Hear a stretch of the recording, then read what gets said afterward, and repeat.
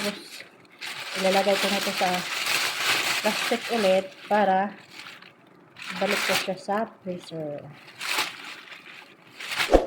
O, dito cook na ito siya. Ayan.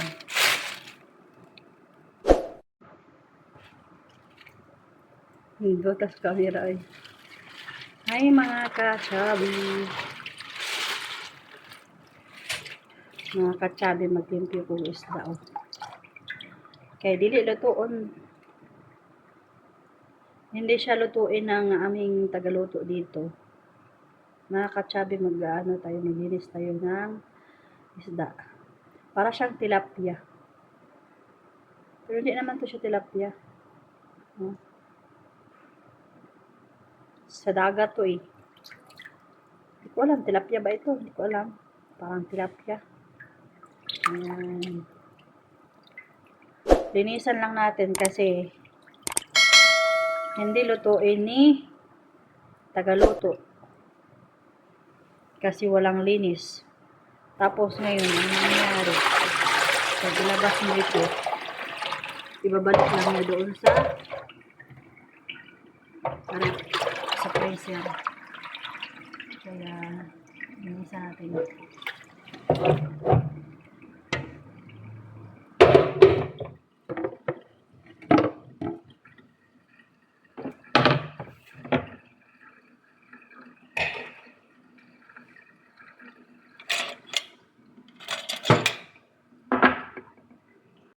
Kaya ayan, dito tayo.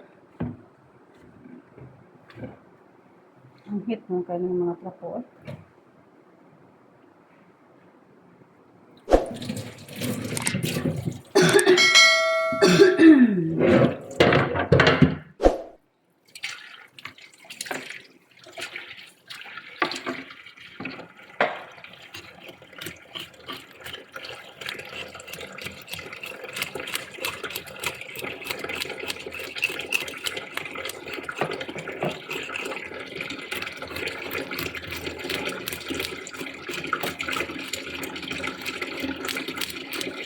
Hirap pa naman maglinis nito. Ba't hindi ito pinalinis doon sa bilihan? Pwede naman bago dalhin dito, diba? Tulad sa atin, pag mabili tayo ng isda, pag ganito, lalo na pag yung bangos, pag mabili ako ng bangos doon sa amin, palinis ko talaga bago ko dalhin sa bahay. Kasi mahirapan ako pag maglinis pa. Buti yung pati dito cook na siya ba? No, diba? Linisan ko ito kasi yung tagaluto ayaw niya linisan. Gusto niya yung ready to cook na. Pag ilabas to ng kasama ko din na na Nepal, ayaw naman yung tagaluto, babalik niya sa rep. Kaya tayo na lang maglinis. Masarap naman to. Plano ko nga mamaya magluto ako nito eh. Gawin ko na gawin kong sabitsi. Kitsabitsi.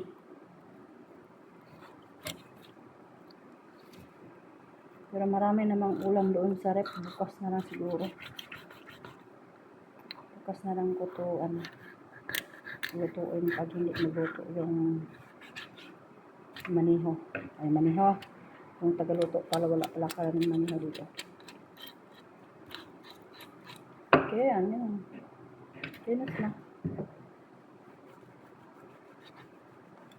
Gusto kasi ni matanda dito, kunin tong mga, dito sa gilid-gilid. Kasi ayaw niyang kumain ng mayroong mga tinik-tinik. Mahirap na kasi pag matanda na. Sensitive na. Alam niyo yung alaga ko. Ay, nako.